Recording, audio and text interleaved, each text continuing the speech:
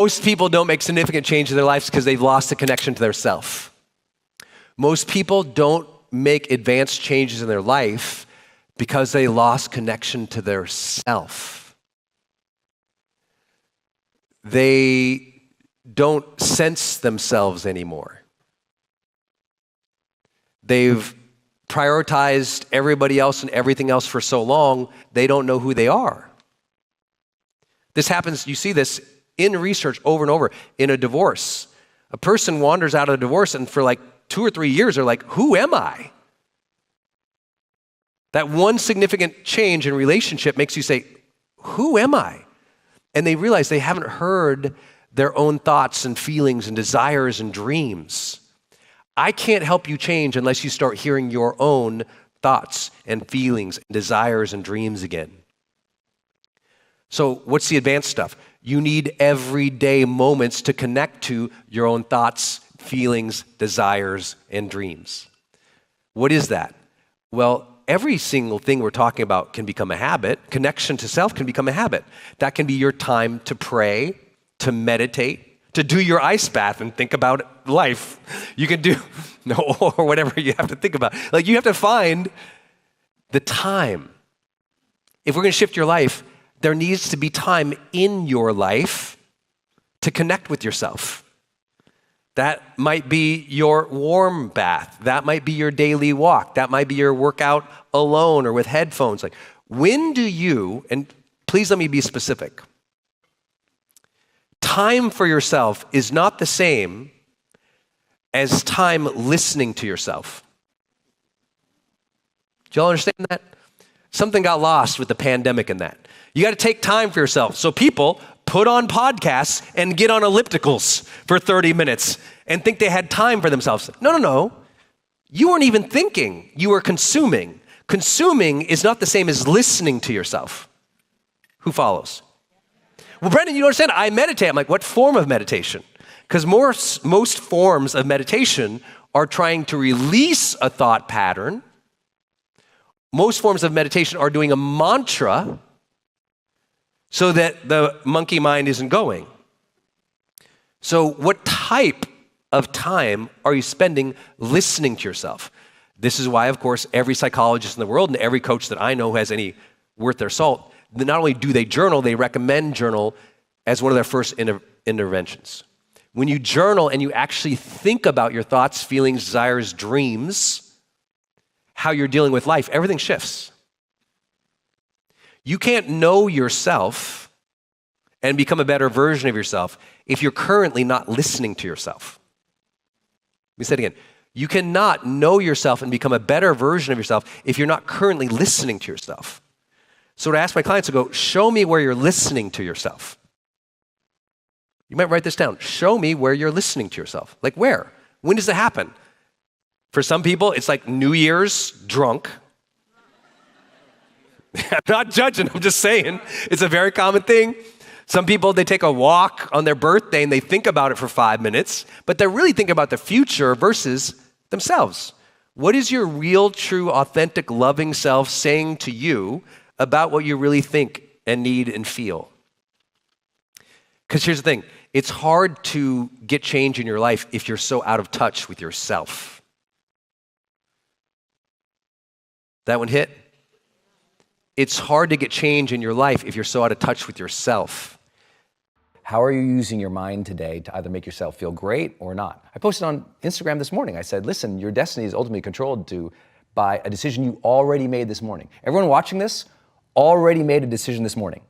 This morning, they made it a life-changing, huge decision this morning. And that is either I'm going to get up, enter the world with no intention, go through the motions to hopefully get by or survive, or I am going to get clear in this morning about what I want, what I'm going after, who I'm going to be, how I'm going to serve, and whether or not I'm going to be excellent and extraordinary or not. And the problem is most people never make that conscious decision. So I was learning early on, make the conscious decision about who you want to be each day, stay congruent with that. And that was, for me, a kid who's just going through the motions, all of a sudden going, oh, who do I want to be? What do I want my relationships to be like? That was really important. And then I started setting personal challenges every month. At the beginning of each month, I do this whole thing where I holistically evaluate my life on the first of every month. And it's like these 10 different categories of my life, from emotional to relational to financial to career, mission, objectives, all these things. I go down that on the first of the month, just kind of holistic viewpoint of my life. And then I set a personal challenge and a professional challenge. And I do that every month. Every Sunday, I revisit my progress. Every Sunday for 23 years. So it's not like I'm just, one day ended up in a happy life. It was like that a level of self-evaluation that most people avoid until their birthday or New Year's. I do it every Sunday and every first of the month, and I don't ever miss. And I think that has helped me kind of know what my thing is. Because I don't think I'm super special. It's like what I help people do, and this is chapter 1 of High Performance Habits, right? Seek clarity. The only reason I get to work with all these people you mentioned is because they're at a new level in their life where they're going, what is it now for me? And I help them kind of figure that out. Like, what is it now for you about how you want to define yourself? What types of relationships you want and how deep you want to go? What is it that you want to develop as skill sets? And what is the specific service you want to provide? And I just work them through that because I've been working through that myself. The nice thing about self-awareness is the human brain has an incredible capacity for guilt. And most people unconsciously let that roll over them and kick their butt and make a horrible life. I love guilt. Guilt is a tool. Guilt is a weapon. Guilt does not have to be a bad thing. It's not like I perpetuate, but I'm like, I love that I feel bad when I don't do a good job. Most people hate that about themselves. I love that feeling. I'm like, I didn't do a good job there. Next time I will.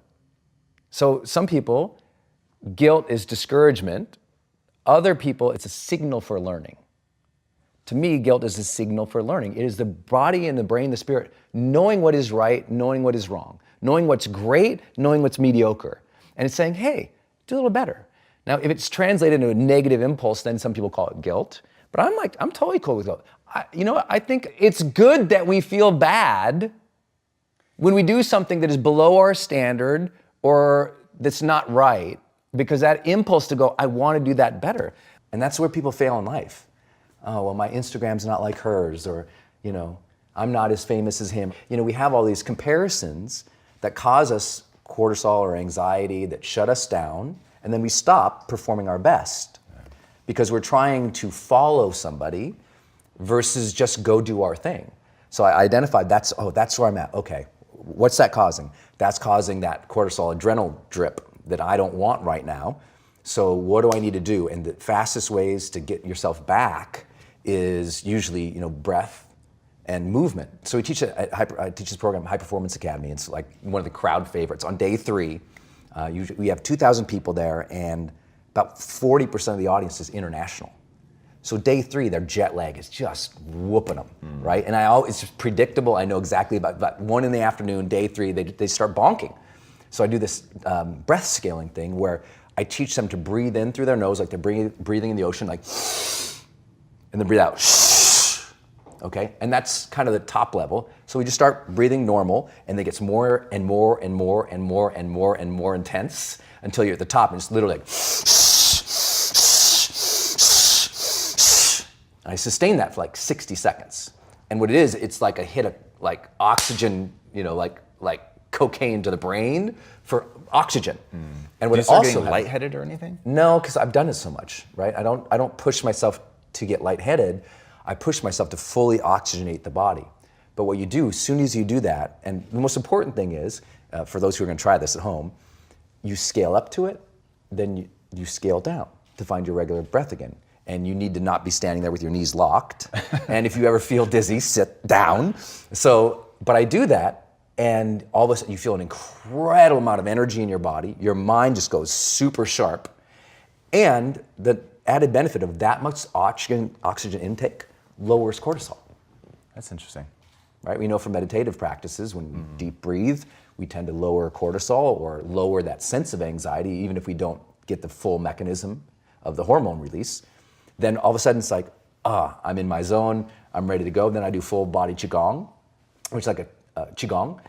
A cupping activity in Qigong is basically like you are you're padding up 1 inch at a time on different parts of your body like this, all over. So you do your arms, your legs, your back. And what that's doing is opening the meridians in your body. And now my mind's open, my body's fully ready to serve, and now it's like, let's get it.